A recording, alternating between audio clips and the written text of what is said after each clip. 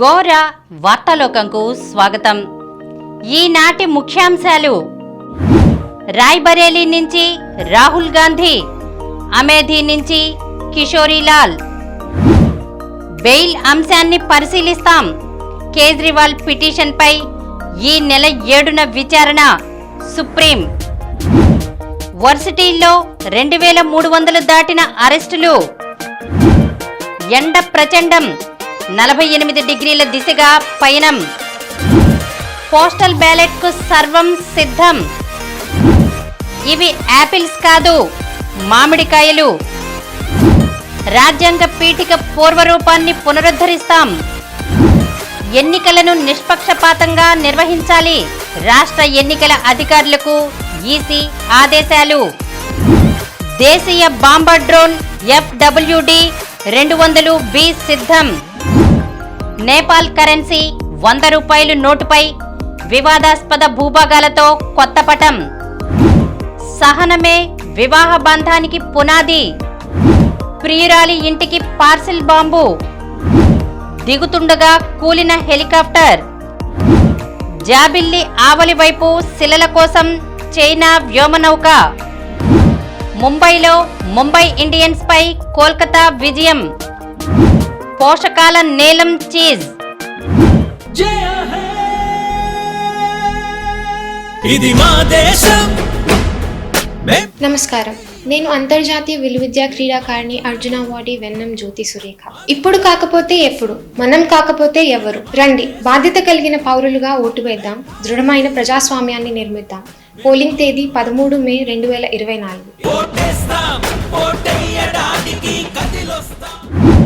ఈ రోజు వార్తలను చూద్దాం. రాయ్బరేలీ నుంచి రాహుల్ గాంధీ, అమేథీ నుంచి కిషోరీలాల్. ఉత్తరప్రదేశ్లో కాంగ్రెస్ కంచుకోటలైన రాయ్బరేలీ, అమేథీ లోక్సభ స్థానాల్లో ఈసారి ఎవరు పోటీ చేస్తారన్న దానిపై కొన్ని రోజులుగా కొనసాగుతున్న ఉత్కంఠకు తెరపడింది. ఈ 2 స్థానాల్లో తమ అభ్యర్థనలను కాంగ్రెస్ అధిష్టానం శుక్రవారం ఉదయం ప్రకటించింది. రాయ్బరేలీ నుంచి అనూహ్యంగా రాహుల్ గాంధీ పోటీకి దిగుతున్నారు.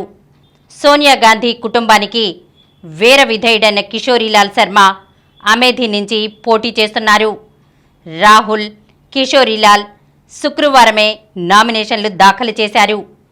ఈ 2 నియోజకవర్గాల్లో 5వ విడతలో భాగంగా ఈ నెల 20న పోలింగ్ జరగనుంది. బెయిల్ అంశాన్ని పరిశీలిస్తాం. కేజ్రీవాల్ పిటిషన్పై ఈ నెల 7న విచారణ. సుప్రీం. మద్యం కుంభకోణానికి సంబంధించిన మనీ లాండరింగ్ కేసులో అరెస్టై ప్రస్తుతం తిహార్ జైల్లో ఉన్న ఢిల్లీ ముఖ్యమంత్రి, ఆమ్ ఆద్మీ పార్టీ జాతీయ కన్వీనర్ అరవింద్ కేజ్రీవాల్కు కొంత ఊరట కలిగించే పరిణామమిది. లోక్సభ ఎన్నికల నేపథ్యంలో ఆయనకు మధ్యంతర బెయిల్ మంజూరు చేసే అంశాన్ని పరిశీలిస్తామని సుప్రీంకోర్టు వెల్లడించింది. ఢిల్లీలో ఈ నెల 25న పోలింగ్ జరగనుందని, తనకు మధ్యంతర బెయిల్ ఇవ్వాలని కోరుతూ కేజ్రీవాల్ దాఖలు చేసిన పిటిషన్ను జస్టిస్ సంజీవ్ ఖన్నా, జస్టిస్ దీపంకర్ దత్తాతో కూడిన సుప్రీంకోర్టు ధర్మాసనం శుక్రవారం పరిశీలించింది. ఈ పిటిషన్పై ఈ నెల 7న వాదనలు వింటామని తెలియజేసింది. విచారణకు సిద్ధమై రావాలని ఎన్ఫోర్స్మెంట్ డైరెక్టరేట్ తరపు న్యాయవాదికి సూచించింది. వర్సిటీల్లో 2300 దాటిన అరెస్టులు. గాజాలో ఇజ్రాయిల్ దాడులు ఆపాలంటూ అమెరికా వ్యాప్తంగా విశ్వవిద్యాలయాల్లో కొనసాగుతున్న నిరసనలు ఆగట్లేవు. పోలీసులు వర్సిటీల్లో ఆందోళనకారులను చెదరగొట్టి తాత్కాలిక శిబిరాలను ధ్వంసం చేస్తున్నారు.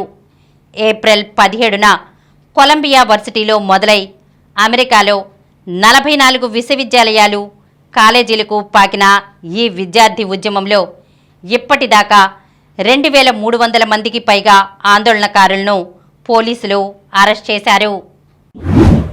ఎండ ప్రచండం. 48 డిగ్రీల దిశగా పయనం. రాష్ట్రంలో ఉష్ణోగ్రతలు ఉగ్రరూపం దాలుస్తూనే ఉన్నాయి. అసాధారణ ఎండలు జనాన్ని అల్లాడిస్తున్నాయి. కొద్ది రోజులుగా కొన్ని చోట్ల ఉష్ణోగ్రతలు 47 డిగ్రీలు నమోదవుతుండగా ఇప్పుడు 48 డిగ్రీలకు చేరువగా పయనిస్తున్నాయి. శుక్రవారం రాష్ట్రంలోనే అత్యధికంగా నంద్యాల జిల్లా బండి ఆత్మకూరు, గోస్పాడుల్లో 47.7 డిగ్రీల ఉష్ణోగ్రత రికార్డయింది. ఈ సీజన్లో అత్యధిక ఉష్ణోగ్రత ఇదే. ఇంకా అర్ధవీడులో 47.3, చిన్నచెప్పల్లి 47.2, వి అక్కమాంబపురం 47.1, పెద్ద కన్నాలి 46.9, పంచలింగాల 46.8 ఉష్ణోగ్రతలు నమోదయ్యాయి. ఇంకా 15 జిల్లాల్లో 44 డిగ్రీలకు పైగా ఉష్ణోగ్రతలు రికార్డయ్యాయి. 63 మండలాలు తీవ్ర వడగాల్పులతో అల్లాడిపోగా 208 మండలాల్లో వడగాల్పులు వీచాయి. ఈరోజు 58 మండలాల్లో తీవ్ర వడగాల్పులు, 169 మండలాల్లో వడగాల్పులు వేస్తాయని రాష్ట్ర విపత్తుల నిర్వహణ సంస్థ తెలిపింది. పోస్టల్ బ్యాలెట్కు సర్వం సిద్ధం. జిల్లాలో ఈ నెల 13న జరగనున్న సార్వత్రిక ఎన్నికల్లో పోలింగ్ విధులతో పాటు ఇతర విధులు నిర్వర్తించే అధికారులు, సిబ్బందితో పాటు హోమ్ ఓటింగ్ కలిపి మొత్తం 23,000 మందికి పైగా ఓటర్లు బ్యాలెట్ పేపర్ల ద్వారా ఓటు హక్కును వినియోగించుకోనున్నారని ఎన్టీఆర్ జిల్లా కలెక్టర్ ఎస్ దిల్లీరావు తెలిపారు. ఇందుకోసం అవసరమైన అన్ని ఏర్పాట్లు చేశామన్నారు. పోస్టల్ బ్యాలెట్ ద్వారా ఓటు హక్కును వినియోగించుకునేందుకు ఇందిరాగాంధీ మున్సిపల్ స్టేడియంలో ఏర్పాటు చేస్తున్న ఫెసిలిటేషన్ సెంటర్ను శుక్రవారం కలెక్టర్ దిల్లీరావు పరిశీలించారు. అనంతరం ఎన్నికల సాధారణ పరిశీలకులు మంజు రాజ్పాల్, నరీందర్ సింగ్ బాలిలతో కలిసి రాజకీయ పార్టీల ప్రతినిధులకు పోస్టల్ బ్యాలెట్ వినియోగించుకునే విధానం గురించి వివరించారు. అవి యాపిల్స్ కాదు, మామిడికాయలు.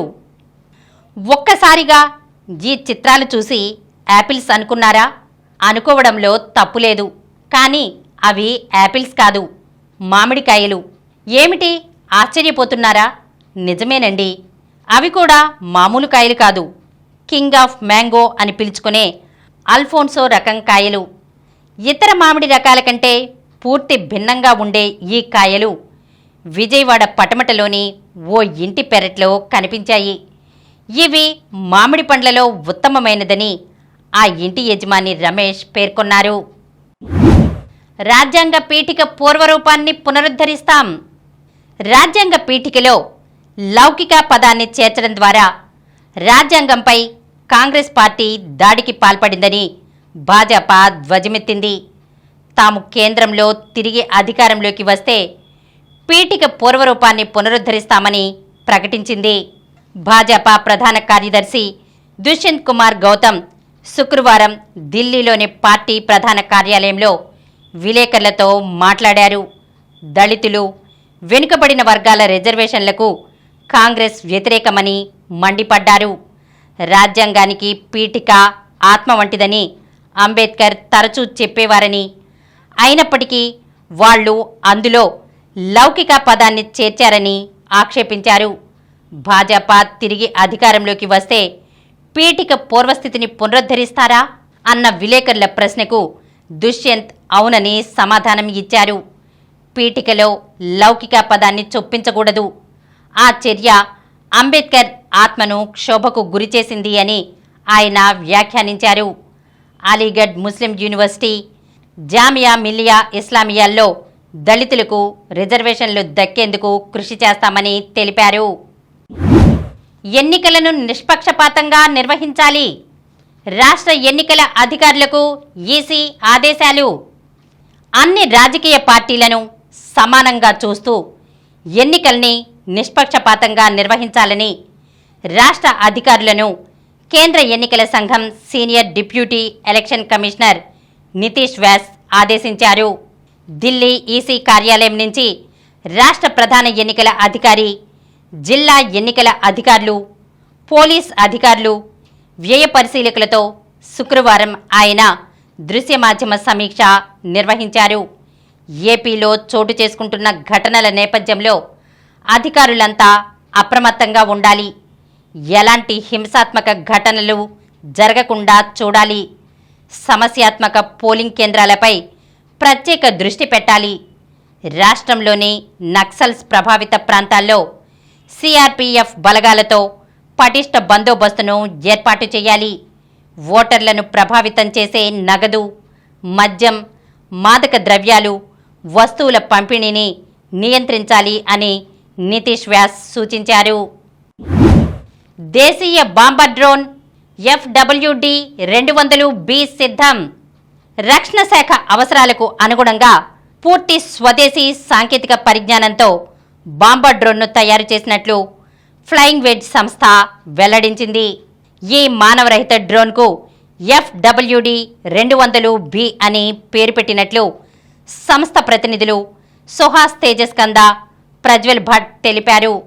బెంగళూరు ఎలక్ట్రానిక్ సిటీలో శుక్రవారం నిర్వహించిన సమావేశంలో వీరు మాట్లాడుతూ ఈ మానవరహిత బాంబర్ డ్రోన్ 100 కిలోల పేలోడ్ను మోసుకెళ్లగలదని, గంటకు 370 కిలోమీటర్ల వేగంతో 12 నుంచి 20 గంటల పాటు గగనతలంలో ప్రయాణించే సామర్థ్యం దీని సొంతమని పేర్కొన్నారు. గ్రౌండ్ కంట్రోల్ స్టేషన్ నుంచి 200 కిలోమీటర్ల వరకు ప్రయాణించగల ఈ బాంబర్ను త్వరలోనే రక్షణ శాఖకు అందిస్తామని తెలిపారు. నేపాల్ కరెన్సీ 100 రూపాయల నోటుపై వివాదాస్పద భూభాగాలతో కొత్త పటం. నేపాల్ తన తాజా కరెన్సీ నోటుపై 3 కొత్త భూభాగాలను చేర్చడం ద్వారా నవీకరించిన దేశ రాజకీయ పటం ముద్రించనున్నట్లు శుక్రవారం ప్రకటించింది. ఈ మేరకు ఆ దేశానికి చెందిన 100 రూపాయల నోటుపై వివాదాస్పద భూభాగాలైన లిపులేక్, లింపియాధురా, కాలాపానీలతో కూడిన కొత్త పటం చోటు చేసుకోనుంది. ఈ పరిణామంపై భారత్ తీవ్రంగా స్పందించింది.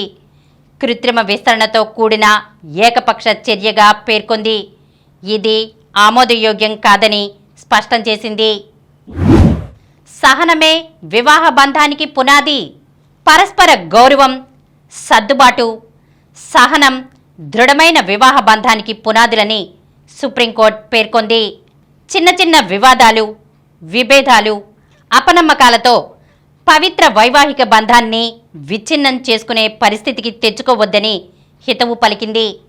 ఓ మహిళ తన భర్తపై నమోదు చేసిన వరకట్న వేధింపుల కేసును శుక్రవారం కొట్టివేస్తూ justice J B Pardiwala, justice Manoj Mishra ధర్మాసనం ఈ వ్యాఖ్యలు చేసింది. భార్యాభర్తల మధ్య తలెత్తే మనస్పర్ధలను చాలా సందర్భాలలో ఆమె తల్లిదండ్రులు, బంధువులు సున్నితంగా పరిష్కరించకపోగా పెద్దది చేస్తుంటారని తెలిపింది. పోలీస్ స్టేషన్లలో కేసులతో పరిస్థితి మరింతగా చేయిదాటిపోతోందని ఆందోళన వ్యక్తం చేసింది. దీనివల్ల వారి వైవాహిక బంధం మరమ్మతుకు వీల్లేనంతగా సమస్యల్లో చిక్కుకుంటోందని పేర్కొంది. దంపతులు విడిపోవడం వల్ల తొలుత బాధితులయ్యేది వారి సంతానమేనని గుర్తు చేసింది. అందువల్ల దాంపత్య సమస్యలతో వచ్చే కేసులను కోర్టులు యాంత్రికంగా విచారించి విడాకులు మంజూరు చేయడం తగదని ధర్మాసనం స్పష్టం చేసింది. ప్రియురాలి ఇంటికి పార్సిల్ బాంబు. గుజరాత్లోని వడాలిలో ఓ వివాహిత ఇంటికి ఆమె ప్రియుడు పార్సిల్ బాంబు పంపాడు. అది పేలడంతో ఆమె భర్త, కుమార్తె మరణించారు. జీతుబాయ్ హీరాబాయ్ వంజారా అనే వ్యక్తి కుటుంబం వడాలిలో ఉంటోంది. గురువారం వారి ఇంటికి టేప్ రికార్డర్ వంటి పరికరం పార్సిల్లో వచ్చింది. దాన్ని తీసుకున్న జీతుబాయ్ అతని కుమార్తె భూమిక ఆన్ చేయడానికి ప్రయత్నించగా అది పేలింది. ఈ ప్రమాదంలో జీతుబాయ్ అక్కడికక్కడే మృతి చెందాడు. తీవ్రంగా గాయపడిన భూమికను స్థానికులు ఆసుపత్రికి తరలిస్తుండగా మార్గమధ్యంలో మరణించింది. మరో 2 కుమార్తెలకు గాయాలవడంతో వారు ఆసుపత్రిలో చికిత్స పొందుతున్నారు. ఈ ప్రమాదం జరిగినప్పుడు జీతుబాయ్ భార్య ఇంట్లో లేకపోవడంపై పోలీసులు అనుమానం వ్యక్తం చేస్తున్నారు. సీసీటీవీ కెమెరా ఫుటేజ్ ఆధారంగా ఇంటికి పార్సిల్ అందజేసిన రిక్షా డ్రైవర్ను పోలీసులు అదుపులోకి తీసుకున్నారు. అతడి వాంగ్మూలం ఆధారంగా నిందితుడు జయంతిభాయ్ బాలుసింగ్ వంజారాను అరెస్ట్ చేశామన్నారు. తన ప్రియురాలిని జీతుభాయ్ వివాహం చేసుకున్నాడనే కారణంతోనే అతడిని హత్య చేయడానికి నిర్ణయించుకున్నట్లు నిందితుడు అంగీకరించాడని పోలీసులు వెల్లడించారు. దిగుతుండగా కూలిన హెలికాప్టర్. శివసేన నేత సుష్మా అంధారేకు ప్రమాదం తప్పింది. ఆమెను తీసుకెళ్లేందుకు వచ్చిన ఓ ప్రైవేట్ హెలికాప్టర్ ప్రమాదానికి గురైంది. రాయ్గఢ్ జిల్లాలోని మహాడ్ నగరంలో శుక్రవారం ఉదయం 9:30 సమయంలో తాత్కాలిక హెలీప్యాడ్లో ల్యాండింగ్ చేస్తుండగా అకస్మాత్తుగా పెద్ద శబ్దంతో హెలికాప్టర్ కుప్పకూలింది. ఈ ఘటనలో రెక్కలు విరిగిపోవడంతో పాటు హెలికాప్టర్ పాక్షికంగా ధ్వంసమైంది. ఈ ఘటనను ఫేస్బుక్లో ప్రత్యక్ష ప్రసారం చేసిన అంధారే ఈ ప్రమాదంలో పైలట్, కో-పైలట్లకు పెద్దగా గాయాలు కాలేదు, కానీ వారు షాక్లో ఉన్నారు అని వెల్లడించారు. జాబిల్లి ఆవలి వైపు శిలల కోసం చైనా వ్యోమనౌక. మనకు కనిపించని చందమామ అవతలి భాగం నుంచి మట్టి, శిలలను సేకరించి భూమికి తెచ్చేందుకు చైనా శుక్రవారం చాంగే 6 అనే వ్యోమనౌకను ప్రయోగించింది. ఇప్పటి వరకు ఆ భాగం నుంచి ఏ దేశము నమూనాలను సేకరించలేదు. తాజా ప్రాజెక్ట్ విజయవంతమైతే ఆ ఘనతను సాధించిన తొలి దేశంగా చైనా గుర్తింపు పొందుతుంది. చాంగే 6ను వెన్చెంగ్ శాటిలైట్ లాంచింగ్ సెంటర్ నుంచి లాంగ్ మార్చ్ 5 రాకెట్ ద్వారా ప్రయోగించారు. ఈ ప్రయోగం పూర్తిగా విజయవంతమైందని, వ్యోమనౌక నిర్దేశిత కక్షలోకి ప్రవేశించిందని చైనా అంతరిక్ష సంస్థ ప్రకటించింది. ముంబైలో ముంబై ఇండియన్స్పై కోల్కతా విజయం. వాంఖెడే మైదానంలో 12 సంవత్సరాల తర్వాత కోల్కతా నైట్ రైడర్స్ మెరిసింది. 2012లో చివరిసారిగా ఈ వేదికపై ముంబై ఇండియన్స్ జట్టును ఓడించిన కోల్కతా ఇప్పుడు మళ్లీ గెలుపు బావుట ఎగరవేసింది. శుక్రవారం జరిగిన ఈ పోరులో కేకేఆర్ 24 పరుగుల తేడాతో ముంబైని ఓడించింది. టాస్ ఓడి ముందుగా బ్యాటింగ్కు దిగిన కోల్కతా 19.5 ఓవర్లలో 165 పరుగులకు ఆలౌట్ అయింది. వెంకటేష్ అయ్యర్ 52 బంతుల్లో 70 అర్ధ సెంచరీ సాధించగా మనీష్ పాండే 31 బంతుల్లో 42 రాణించాడు. అనంతరం ముంబై 18.5 ఓవర్లలో 145 పరుగులకే ఆలౌట్ అయి ఓడిపోయింది.